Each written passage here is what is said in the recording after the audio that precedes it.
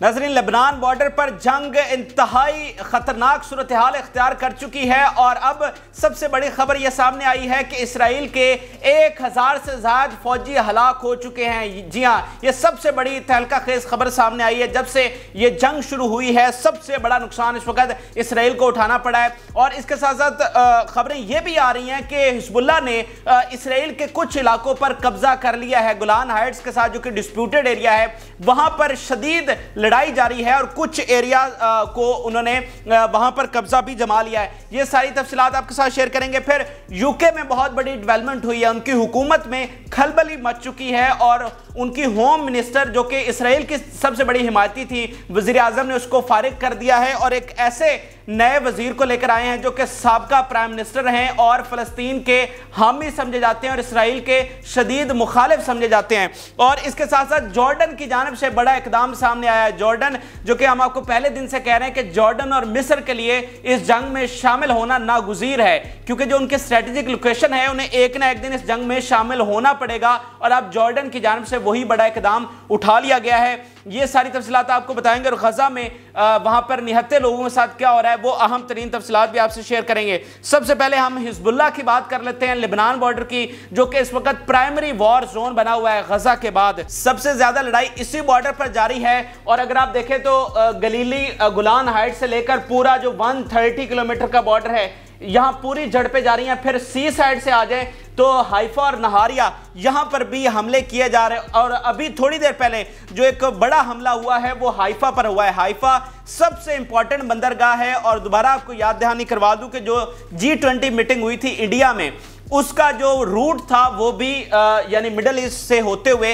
Haifa से जाकर गुजरना था, तो इसलिए उनकी सबसे इंपॉर्टेंट बंदरगाह है। यहां पर दोबारा हमले हुए हैं और जो इस बॉर्डर पर सबसे प्राइमरी वॉर जोन है एक तरह से, जहां सबसे ज्यादा हमले हो रहे हैं वो ये गलीली का इलाका है गोलान हाइट्स के साथ। यहां पर सबसे ज्यादा अटैक्स हिजबुल्लाह की जानिब से किए जा रहे हैं और कहीं पर तो इतलात ये भी है, ये रिपोर्ट्स वहां पर सामने आई हैं कि कुछ इलाकों पर उन्होंने बॉर्डर से क्रॉस करके आगे भी जो इनके ज़ेरे तमाम इलाके हैं इनके कंट्रोल में है वहां पर भी वो घुसे हैं। तो जिस तरह गजा में कोई भी ऐसा लम्हा नहीं है जब बमबारी रुक रही हो, तो इसी तरह अब लेबनान बॉर्डर भी वैसे ही जंग की सूरत हाल इख्तियार कर चुका है कि कोई भी ऐसा लम्हा नहीं है जब वहां पर झड़पें और लड़ाई जारी ना हो। और जो रशियन हथियार उनको मिले हैं उन्होंने बड़ी तबाही मचा रखी है। एक तो उनको बड़ा फायदा जो एयर डिफेंस रशिया ने प्रोवाइड किया उसका हो रहा है, उसका नुकसान उनको यह है कि जो ड्रोन्स हैं सर्विलेंस के स्पाई ड्रोन्स हैं वो नहीं जा पा रहे हैं लेबनान की टेरिटरी में और इस तरह जो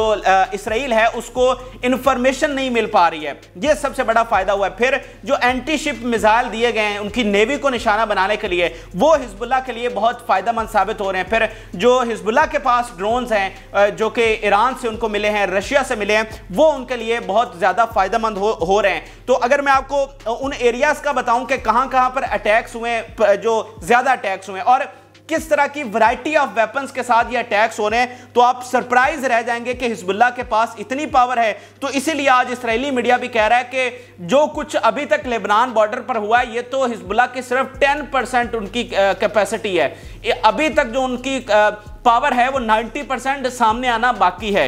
तो खुद इस्राएली मीडिया ये कह रहा है। हाइफा का मैंने आपको बता दिया कि हाइफा पर दोबारा से हमले किए गए हैं और जो गलीली है यहां पर मुख्तलिफ वेपन्स के साथ, मिसाल के तौर पर कॉर्नेट मिसाइल ये भी रशिया के दिए हुए हैं, इसके साथ हमला किया गया। फिर 18 शेल जो हैं वो भी गलीली की तरफ फायर किए गए हैं। फिर एंटी टैंक मिसाइल जो हैं वो भी यहाँ पर जो इनकी फौजी सेटलमेंट्स हैं उन पर फायर किए गए हैं। फिर बड़ी तादाद में जो रॉकेट्स हैं वो भी यहाँ जो इनकी चौकियाँ हैं, जो पोस्ट इन्होंने बना रखी हैं, उन पर लार्ज स्केल ऑफ रॉकेट्स हैं वो फायर किए गए हैं। फिर इन्होंने एक इन्फेंट्री को, यानी जहाँ पर उनकी फौज जमा थी, उसको गाइडेड मिसाइल से निशाना बनाया है। बरेंट के मकाम है ये बॉर्डर के साथ साथ और हिजबुल्लाह के मुताबिक यहाँ पर कंफर्म्ड कैजुअलिटीज़ हुई हैं, यानी बिल्कुल सही निशाने पर उन्होंने जाकर हिट किया है और वहाँ पर बड़ी तादाद में उनकी हलाकतें हुई हैं। फिर उन्होंने शटौला का इलाका है लेबनान बॉर्डर पर, वहाँ पर जो इनकी मिलिट्री मुख्तलिफ सेटलमेंट्स हैं उनको निशाना बनाया। फिर जो हाल्टा का इलाका है यहाँ पर आर्टिलरी के जरिए, यानी कहीं पर गाइडेड मिसाइल चल रहे हैं, कहीं पर ड्रोन्स के जरिए हमले हो रहे हैं, कहीं पर रॉकेट्स बरसाए जा रहे हैं, कहीं पर शेल से हमले हो रहे हैं اور یہاں پر آرٹلری یعنی یہ جو بڑے ویپنز ہوتے ہیں ان سے جو ہے وہ یہاں پر حملہ کیا گیا. پھر یہ جو شیبا فارمز کا علاقہ ہے یہ بھی ڈسپیوٹڈ ایریا ہے اور یہاں پر بھی ان کی جانب سے حملہ کیا گیا ہے. پھر جو حزب اللہ سب سے چلاک کام کر رہا ہے وہ یہ ہے کہ ایک تو ان کا جو ڈرونز ہیں وہ اندر ان کی ٹیریٹری میں نہیں آ پا رہے کیونکہ ان کے پاس ایئر ڈیفنس سسٹم ہے. پھر جو انہوں نے اپنا سرویلنس کے لیے پورے بارڈر پر ڈیوائسز لگا رکھی تھی جو کہ بلینز آف ڈالرز کی ہیں ان کو ایک ایک کر کے نشانہ بنا رہا ہے. تو اس طرح سے انہوں نے مکمل طور پر بلائنڈ کر دیا اسرائیل کو کیونکہ جب ان کے کیمراز ہی تباہ ہیں, جب ان کی سپائی ڈیوائسز, ان کی سرویلنس کا پورا نظام ہی انہوں نے درم برم کر کے رکھ دیا ہے تو اسی لیے ان کے پاس انٹیلیجنس سروسز نہ ہونے کے برابر ہیں. پھر اس کے علاوہ برکان میزائل کو ایک بار پھر استعمال کیا گیا ہے اور 500 kg ایکسپلوسیو جو ہے وہ اس میں استعمال کیا گیا تھا. یہ اس سے پہلے بھی ایک بار برکان میزائل استعمال ہوا ہے لیکن اس بار سب سے زیادہ ایکسپلوسیو جو ہے وہ اس میں استعمال کیا گیا تھا. تو اتنے حملوں کے بعد کتنی کیجولیٹیز ہوئی ہیں, یہ حزب اللہ کے مطابق 1045 ان کے فوجی ہلاک ہو چکے ہیں. یہ بہت بڑی تعداد ہے اور حزب اللہ کی جانب سے یہ فگر سامنے آئے ہیں جس کو المایدین نے رپورٹ کیا. المایدین وہاں کا سب سے بڑا نیٹ ورک سمجھا جاتا ہے اور اس کی اہمیت کا اندازہ یوں بھی لگائیے کہ اسرائیل نے آج ہی اس کو بین کر دیا ہے. ان کے جو آفیسز تھے اسرائیل میں اس کو بین کر دیا کیونکہ مکمل طور پر المایدین ان کو ایکسپوز کر رہا تھا تو لہٰذا انہوں نے المایدین کا جو پورا نیٹ ورک ہے اس کو اسرائیل میں ایکسپوز کر دیا ہے. تو یہ خبر ان کی رپورٹ کردہ ہے تو بالکل یہ ایک اتھینٹک خبر ہے اور 1045 لوگوں کا دعویٰ کیا گیا ہے جو صرف لبنان بارڈر میں ان حملوں پر, اور جتنی میں نے آپ کو تفصیل بتائی ہے, جتنے انہوں نے حملے کیے ہیں, ایک ایک حملے کی تفصیل ہے, ایک ایک حملے کی ویڈیو موجود ہے. تو بالکل اس سے یہ صحیح لگتا ہے کہ اتنے لوگوں کی وہاں پر ہلاکتیں ہوئی ہیں. اور جو بارڈر کے ساتھ ساتھ انہوں نے انڈر گراؤنڈ ہاسپٹلز بنا رکھے تھے جو کہ خصوصی طور پر جنگ کے لیے تھے وہ مکمل طور پر ایکٹیو ہو چکے ہیں. تو اگر وہ ایکٹیو ہوئے ہیں تو اتنی ہلاکتیں اور زخمی ہو رہے ہیں تو ایکٹیو ہوئے ہیں. اگر ان کا کوئی زخمی نہ ہوتا, کوئی ہلاکت نہ ہوتی تو پھر وہ کیوں مطلب اس کو ایکٹیو کرتے. اور پرسوں جو ان کے سربراہ نے سپیچ کی تھی انہوں نے کہا تھا کہ اسرائیل نے یہ مانا ہے کہ 350 انجرڈ ان کے جو زخمی ہیں وہ ہاسپٹلز میں لائے گئے ہیں. تو ڈیفینیٹلی ان میں سے کئیوں کی ہلاکت بھی ہو چکی ہے. اب اس میں سب سے اہم بات یہ ہے کہ حزب اللہ کی جانب سے کل سے ایک بڑے لیول پر حملے شروع ہو گئے ہیں اور اتنی زیادہ ان کی ہلاکتیں ہو رہی ہیں. لیکن دلچسپ بات یہ ہے کہ ان کی جانب سے کوئی رسپونڈ نہیں کیا جا رہا. یعنی ہلکی پھلکی جھڑپیں تو یہ کر رہے ہیں لیکن جس لیول کا رسپانس, جس طرح کی دھمکی لگا رہے تھے, جیسے ان کے فورن ڈیفنس منسٹر نے کہا کہ ہم بیروت کو بھی غزہ جیسا بنا دیں گے, تو اس طرح کا تو کوئی حملہ ان کی جانب سے نہیں کیا جا رہا. تو کیا یہ کوئی ایک چال ہے یا وہ کسی چیز کا ویٹ کر رہے ہیں یا پھر جو یو ایس کا ان پر پریشر ہے, کیونکہ یو ایس کی جانب سے یہ بیان سامنے ہے کہ U S is concern for this war, اور جو انہوں نے پبلکلی سٹیٹمنٹ دی ہے ان کے ڈیفنس منسٹر نے اس پر بہت زیادہ کنسرن ہے اور وہ یہ کہہ چکے ہیں کہ ہر اس عمل سے بچیں جو آپ کو حزب اللہ کی طرف جنگ کی طرف لے کر جائے. تو اس وجہ سے وہ بیک فٹ پر ہیں یا کیا وجہ ہے,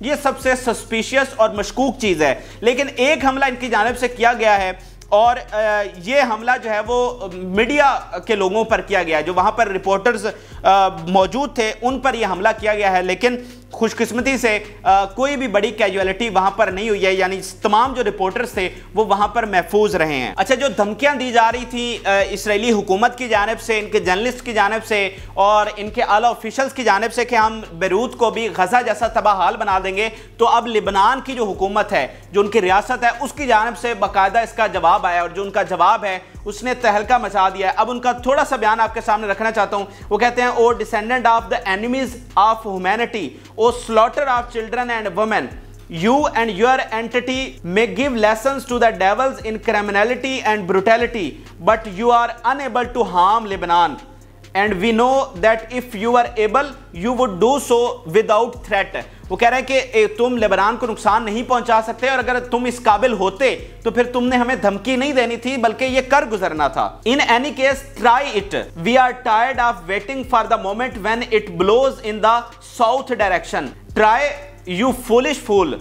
And we promise you that you will witness destruction in Tel Aviv and all your cities worse than Gaza. کہ بے وقوفو, ہم تو انتظار کر رہے ہیں کہ تم ادھر کی طرف رخ بھی کرو, تو ہم تمہارے ساتھ وہ کریں گے کہ تمہیں اندازہ بھی نہیں ہے, اور تمہارا جو ایک ایک شہر ہے اس کو غزہ سے بھی زیادہ ہم تباہ حال کر دیں گے. جو کچھ تم لوگوں نے غزہ میں کیا ہے ہم اس سے بھی زیادہ تمہارے شہروں کو کھنڈر بنا دیں گے. تو یہ اب لبنان کی ریاست کی جانب سے, ان کے منسٹر کی جانب سے پہلا بیان سامنے آ چکا ہے. 38 दिनों में लेबनान की हुकूमत खामोश रही है। हिजबुल्लाह की जानिब से बयानात, हमले, सारी चीज़ें हुई हैं, लेकिन अब उनकी हुकूमत वाज़ेह तौर पर इसमें शामिल हो गई है। और इसका एक बिल्कुल वाज़ेह चीज़ ये है कि हिजबुल्लाह और लेबनान की हुकूमत ये एक ही पेज पर हैं और बिल्कुल एक साथ हैं, और जो भी वो कदम उठाएंगे वो एक साथ उठाएंगे। अब जरा जॉर्डन की बात कर लेते हैं। जॉर्डन जो कि जिसका बॉर्डर लगता है इसराइल के साथ, और यहाँ पर इसराइल का ये मंसूबा भी है कि वेस्ट बैंक से लोगों को निकाल कर जॉर्डन धकेल दिया जाए, इसी तरह गजा से निकाल कर इजिप्ट में भेज दिया जाए। तो स्ट्रेटेजिकली पहले भी मैं आपको बता चुका हूं तफसील के साथ कि एक ना एक दिन इनको जंग में शामिल होना पड़ेगा, और पहले भी इनकी जंगें हुई हैं। उसकी वजह यह है कि इसराइल ने तो अपना प्लान करना ही करना है, उन्होंने इन लोगों को धकेलना ही धकेलना है। तो ये भी इस चीज़ को अफोर्ड नहीं कर सकते कि क्योंकि इनका जो बैलेंस ऑफ पावर है वो बिगड़ जाएगा। अगर इसराइल का ये मंसूबा कामयाब हो जाता है तो फिर इनके लिए सबसे बड़ा थ्रेट है, क्योंकि इसराइल नेक्स्ट फिर इनकी तरफ आएगा। जो उनका ग्रेटर इसराइल का प्लान है उसने वो भी कर गुजरना है। तो इसलिए जॉर्डन और मिस्र ने आज से 10 दिनों बाद, 20 दिनों बाद, 2 महीनों बाद इस जंग में आना ही आना है। तो अब से उन्होंने वो प्रैक्टिकल इकदामात लेने शुरू कर दिए। एक तो जॉर्डन की पार्लियामेंट से सबसे बड़ा एक्शन ये सामने आया कि उन्होंने तमाम जो डिप्लोमेटिक टाइज हैं वो ख़त्म करने के लिए काम शुरू कर दिया है, और किसी भी नॉर्मलाइजेशन जो पॉलिसी है इसराइल के साथ, जिसको सऊदी अरब और यूएई, बहरीन, बाकी मालिक लेकर चल रहे हैं, उन्होंने बिल्कुल इसको कट ऑफ करने का ऐलान किया है और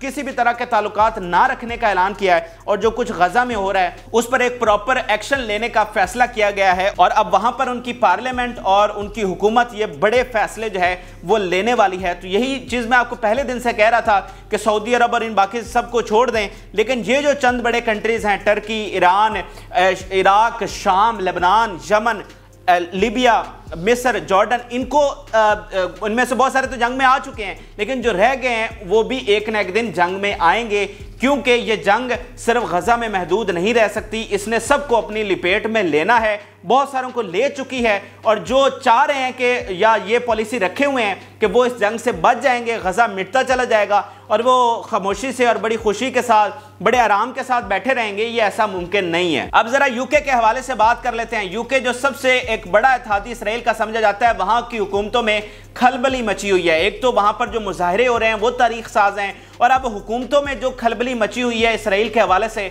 वो भी बहुत तारीख साज है। सबसे बड़ा जो एक्शन ये सामने आया कि यूके के प्राइम मिनिस्टर ने, उनकी जो होम मिनिस्टर हैं, जो खातून जो कि सबसे ज़्यादा इसराइल की हिमायती समझी जाती है, और उन्होंने इस चीज़ की भी हिमायत की थी कि इसराइल जो कुछ गजा में कर रहा है बिल्कुल ठीक कर रहा है, तो उसको सैक कर दिया है, उसको निकाल दिया गया है, और उसकी जगह पर एक नए फॉरेन सेक्रेटरी को लाया गया है जो कि एक्स प्राइम मिनिस्टर हैं ब्रिटेन के। और उनका बयान आप ये देखिए कि उन्होंने 2010 में कहा था कि गजा एक ओपन एयर प्रिजन है, एक गजा जो है वो एक जेल की मानद है, यानी इसराइल ने यहाँ पर इतने जुल्म कर रखे हैं कि ये ओपन एयर प्रिजन की मानद है। तो वो बिल्कुल फ़लस्तीन के हिमायती और इसराइल के मुखालिफ समझे जाते हैं।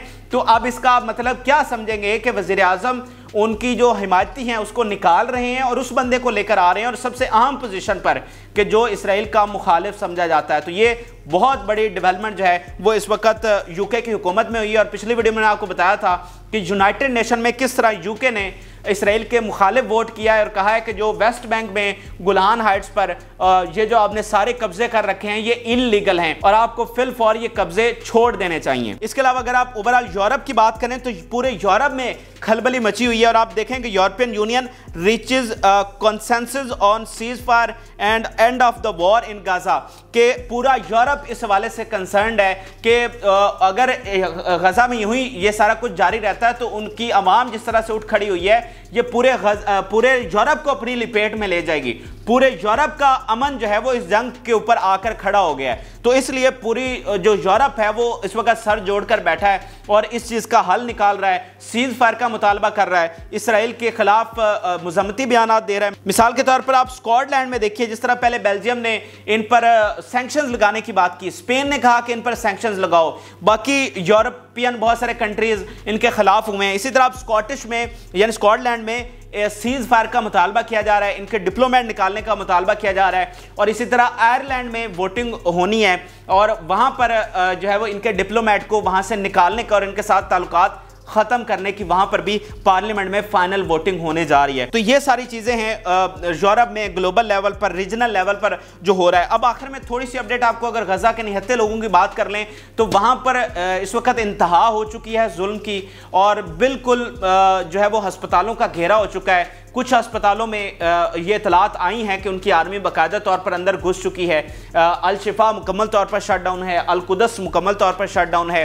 اقصیٰ نے وارن کیا ہے کہ اگر اگلے چند گھنٹوں میں انٹروین نہیں کیا جاتا، ان کو مدد نہیں دی جاتی، تو وہاں پر ایک میسو گریوز بن سکتی ہیں، بڑی تعداد میں قبریں ان لوگوں کی بن جائیں گی جو زخمی وہاں پر موجود ہیں۔ اس وقت لاکھوں کی تعداد میں لوگ ساؤتھ میں پہنچ چکے ہیں، اور اس کے جواب میں ساؤتھ پر زیادہ بمباری شروع ہو گئی ہے، اور کھانے کو روٹی نہیں ہے، پینے کو پانی نہیں ہے، لوگ سڑکوں اور گلیوں پر موجود ہیں، کچھ پتہ نہیں کہ ان کا مستقبل کیا ہوگا۔ اور کوسٹل لائن کے ساتھ ساتھ ان کی آرمی ہاسپٹلز کے قریب تر آتی جا رہی ہے۔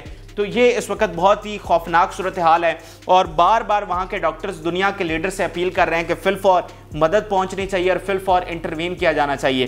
تو اس وقت اگر فی الفور مدد نہیں پہنچتی اگلے 24 گھنٹوں میں، تو وہاں پر ہزاروں نہیں، یہ لاکھوں تک یہ بات جا سکتی ہے، اور یہ میں نہیں کہہ رہا، یہ وہاں کے ڈاکٹرز کہہ رہے ہیں۔ یہ ساری تفصیلات ہیں، آپ کے ساتھ شیئر کیا، اپنی رائے سے ضرور آگاہ کریں۔ اجازت دیجیے، اللہ حافظ۔